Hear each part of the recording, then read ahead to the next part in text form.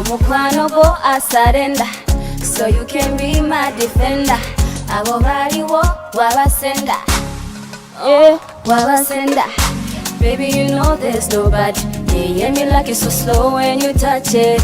Umpuleza nnyo obulungi, buli lw'ompanika mbango mupya. Love nyingi nnyo, mungi nnyo, nyingi nnyo. Love nyingi nnyo, mungi nnyo, nyingi nnyo. Mpulira nnyo muliro, kuliyo, kuliyo.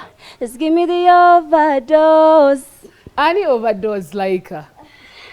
Nali mwina naye. Byagwa. Nange rindako. Byagwa ddi. That song is old. I know it's old. Yeah. Naye byagwa ddi bya overdose. But single now. Oli serious oli single? Yeah. Ade bagenda bimbuza abantu nga bangamba bannange era babimbuza dda Snapchat nga bangamba choka oyo mwana ali biki kasito bagambye ne bwanika ye Lawrence ne yambuziza dda wano Adam Sozi yadda ino ku mayikinga navulubana ninga ne mwana abadde kyono like oli otya ndi bulungi Dianah. Nice to see you again. Very nice to see you again. Yeah. Twasemba okusisinkana ku Women's Day. Women's Day, yeah. Ku CBS. Yes. Okay, kati abantu soko bambulizeeko. Balamusizaako mwenna abalabi ba BBS television ya Kabaka. This is the biggest TV, so I'm so happy to be here. Abantu babuzeeko mu lulimi olweka. Okay. How are you guys doing? I hope you're good. Lwero lwewaka. Like oli muki? Uganda. No, the okay, tribe. Kale, my father is both my parents, they are Ugandans. Okay. Na ye my father has Rwandan roots. Oh. Yes. Kati olunyarwanda inamuko ko manyi. Ndumanyi ko ya. Bazeko mu lunyarwanda. Amakuru yanyu mumeze mute? Ha, oli olulimi olugonvu.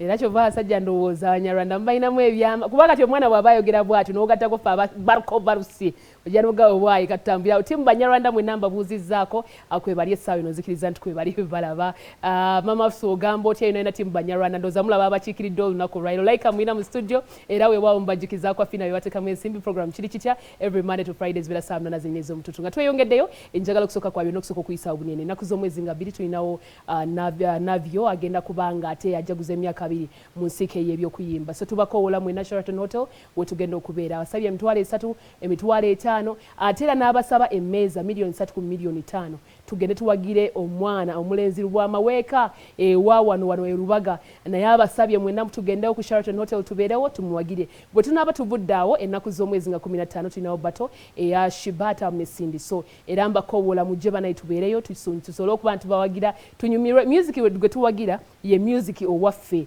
ow'abaana Bannayuganda kiri eri gwe okusalawo tiimu iPhone oba tiimu Nokia kati tetufuddeeyo kollo we tugenda okubeera tubayise mwenna ennaku z'omwezi nga 15 Shiba wa Mesindi bwe tunatuvuddaawo tulinawo Sendegeya Muhammad yagambye nti alaunchinga video ye abayita mwenna era abakoowola tugenda kubeera ku Kenlon Hotel we tugenda okubeera opposite Lubiri awo basabye okujja okumuwagira ku mitwalo 3 ate era ayinawo 2 naawe ayina 3 agamba gwereeta naye bw'oba oyinawo 5 najo gireete tujagala era naawe naakugamba nti table solo gigula ku mitwalo 5 zokka ze sente ntono zakusabye okumuwagira n'okusupportinga talent eyeka eyo we tuna tubimaliriza we tubuuliza nti Laika ku tiimu iPhone ne tiimu Nokia gulwawa Nisirina team. Toyina team? Yeah. Nenjagala iPhone.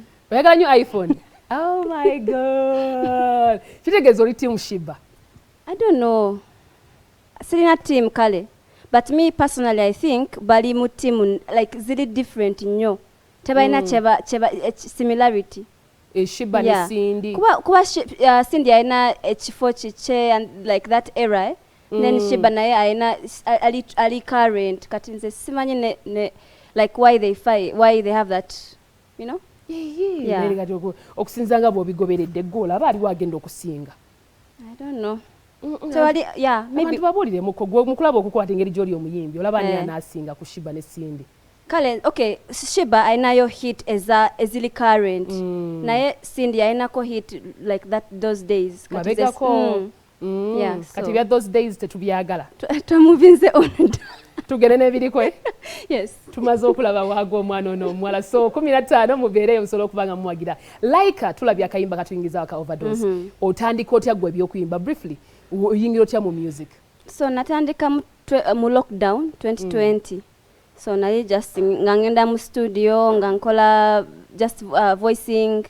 Yeah, then somehow okay, nalinga simanyi like how sound the Ugandan market where like how it is. So yeah, so nenkolagana ne producer banji. Then when I finally worked with Nesim, that was last year, nampayo overdose atene overdose yakola bulungi. Oh, yeah. Okay. So ebyo byali just byagenda ko mu studio kusaga mbusazi. Yeah. Was it like of course nalinjagala kuyimba nyonyo, like it was a passion. Naye nalinga sinabachikiriza like maybe it is something I can do. Yeah, as a business.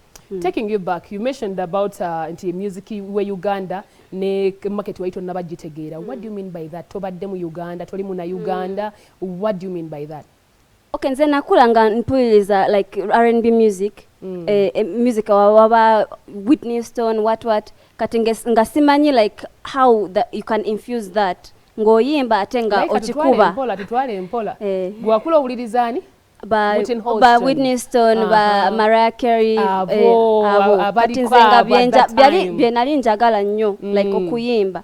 Kati nze nga manyi like how the market is done, how the sound can come out, nebera hit. So when I started doing music, when nachitegera like how you can make the song come out, nga bana Uganda bachagadde. Oh, okay. Yeah. So gwe notandikira kulimbora overdose. Yes. Ani realizing anti kati luno robot andikirako ani akupushing okugamba nti banayi kati tandika atikola. Of course banina bamikwano nga bantwala ku studio nga nkolagana ne producers, very many producers. Naye of course lwatuka nga I had to stick to Nesim. Of course when atandika okola na Nesim, he's the one who gave me the overdose song. But of course I had some songs before that. Oh, okay. Yeah. Rwagulawo ku manso. Yes. Laika nchamulina mugenda kukkiriza nkole ku nsimbi ate bwe nga mulaba abaana be balina okunywa ku mazzi ga Aquafina, omwana aganywa ne gamubeeramu yenna ajjudde erize lya Aquafina. So kkiriza ate ulira kansooke nkanya nkatono nnyo bwe nti mbe nga nkomawo tovaako.